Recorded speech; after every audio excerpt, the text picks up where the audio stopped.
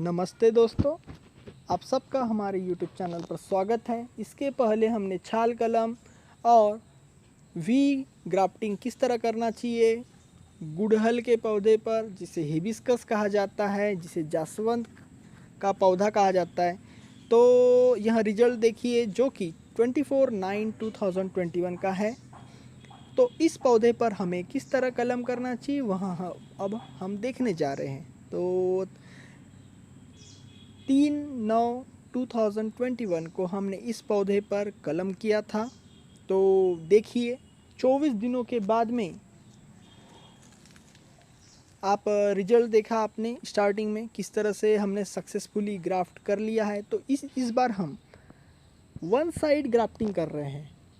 एक साइड से ही हम छीलेंगे सायन को और रूट स्टॉक को, और उसे हमें पॉलीथीन से बांध देना है। तो यहाँ थोड़ा नया एक्सपेरिमेंट है। तो यह जो आप पौधा देख रहे हैं, यह हमने कटिंग के द्वारा बड़ा किया था, 1 साल पहले की बात है। और अभी इस पौधे में हम कट करेंगे। और आपको बताना चाहूँगा कि बहुत ही आसान है गुड़हल के पौधे पर कलम करना, और जो सक्सेस रेट है बहुत ही अच्छा है। और बरसात का मौसम बहुत ही अच्छा होता है कलम करने के लिए। और जो रूट्स है, कटिंग आप अगर लगाते हैं पौधे की, तो उसमें रूट्स बहुत ही आसानी से फॉर्म हो जाती है। मतलब जैसे आम के पौधे पर आपको रूटिंग हार्मोन पाउडर का इस्तेमाल करना पड़ता है, तभी उसमें रूट्स बनती है कटिंग अगर आप लगाते हैं तो। पर हिबिस्कस के पौधे पर, जसवंत के पौधे पर ऐसा नहीं है। आप नॉर्मली ज़मीन में लकड़ियाँ लगा दीजिए तो रूट्स डेवलप आराम से हो जाती है। और सायन आपको जो भी फूल का कलर आपको पसंद है और आप चाहते हैं कि एक ही पौधे पर अलग अलग फूल खिले, जैसे सफ़ेद हो, ऑरेंज कलर का हो, पिंक कलर का हो, या अन्य कोई रंग का फूल है गुड़हल का, तो आप वहाँ से आपको सायन लानी है जो कि 10 से 15 सेंटीमीटर लंबी हो। और उस पर आपको एक साइड वी शेप न बनाते हुए सिर्फ एक साइड पे ही आपको छीलना है, जैसे कि वीडियो में आपने देखा होगा। अब रूट स्टॉक को कट करने के बाद में एक साइड आपको छीलना है, देखिए स्लोप रखते हुए, ताकि सायन और रूट स्टॉक को हम जोड़ सके। और हो सके तो पेंसिल के आकार की सायन ही सिलेक्ट करें, ज़्यादा मोटी न हो। तो अब हमने यहाँ रूट स्टॉक, जिसे मूल पौधा है, उसे हमने छील दिया है। और कलम करने का फ़ायदा ये होता है कि हमें एक ही पौधे पर, जैसे अभी हम गुड़हल के पौधे पर कर रहे हैं, तो अलग अलग फूल खिलेंगे अलग अलग रंग के। अब हमें एक साइड की छाल मैच करनी है, दूसरे साइड की बाहर भी जाती है या तो अंदर भी रह गई तो चलेगा। तो यहाँ थोड़ा ध्यान दें। और उसके बाद में आपको यहाँ जो पन्नी है, यहाँ पन्नी की स्ट्रिप्स बनानी है। जैसे कि मान लीजिए आपके यहाँ शक्कर वगैरह जो लाते हैं 0 माइक्रोन वाली पॉलीथीन, उस पन्नी की वर्टिकल कट्स बना के आप पट्टी बना दीजिए, या तो ग्राफ्टिंग टेप आप मार्केट से ख़रीद सकते हैं तो ख़रीदिए, और उस स्ट्रिप्स का इस्तेमाल आप कर सकते हैं। तो देखिए अब हम बांधने जा रहे हैं पौधे को।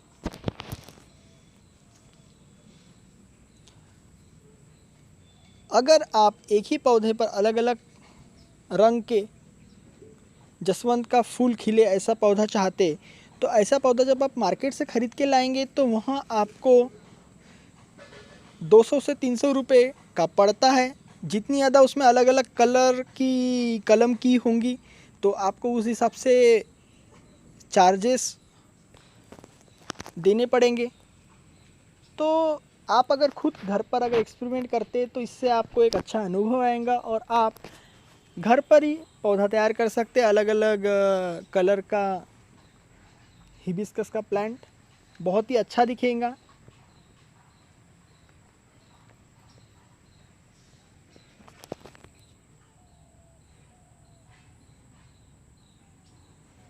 अब जैसे हमने यहाँ पॉकेट में पौधा पहले कटिंग के द्वारा बड़ा किया और उस पर हमने कलम किया है।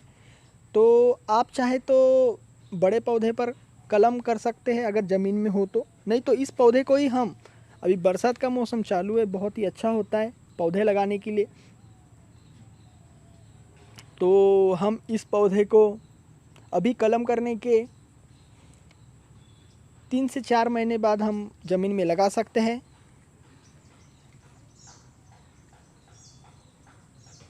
नहीं तो हम इसे बोंझाई बड़ा होने देंगे और इस पर और 1 साल बाद अगले साल और अलग अलग रंग की कलम कर देंगे, ताकि एक ही पौधे पर अलग अलग फूल खिलेंगे। तो देखिए हमने सायन अच्छे से बांध दिया है और 24 दिनों के बाद में यह रिजल्ट देखिए।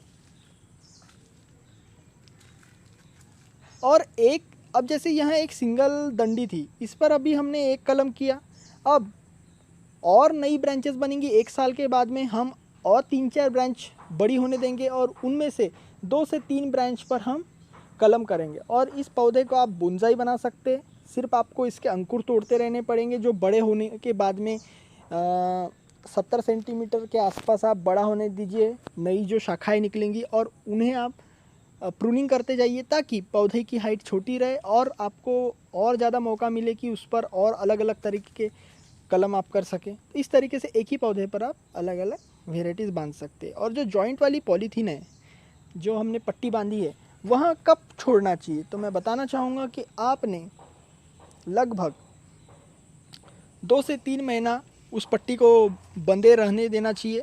या तो आपको लग रहा है कि यहाँ थोड़ा मोटा पतला हो रहा है, तो आप तब उस जॉइंट वाली पॉलीथीन को कट कर सकते हैं। और अगर लगता है आपको कि इससे सपोर्ट देना है करके, आपको पॉलीथीन फिर से भी बांध सकते हैं। आप पट्टी खोलने के बाद फिर से आप थोड़ा सपोर्ट के लिए हल्का ढीला करके टाइट कर सकते हैं और फिर कुछ दिनों के बाद आप उसे खोल दीजिए पट्टी को। 2 से 3 महीना बहुत हो गया पट्टी बंधी रहेंगी तो।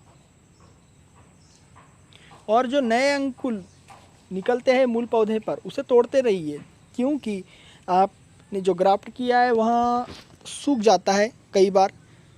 हम नर्सरी से भी जब पौधा लेके लाते हैं तो इसी तरीके से होता है कि हम मूल पौधे की जो शाखा है वहाँ बड़ी तेज़ी से बढ़ती है और हम ग्राफ्टेड वाली पोर्शन के नीचे की जो मूल पौधा है, वहाँ हम मूल पौधे की जो शाखाएं निकली है उसे हम तोड़ते नहीं, तो हमारी कलम वाली जो सायन है वहाँ सूख जाती है। तो यहाँ थोड़ा ध्यान देना है। देखिए इस पर 24 दिन के बाद में नए नए पत्ती निकले थे, तो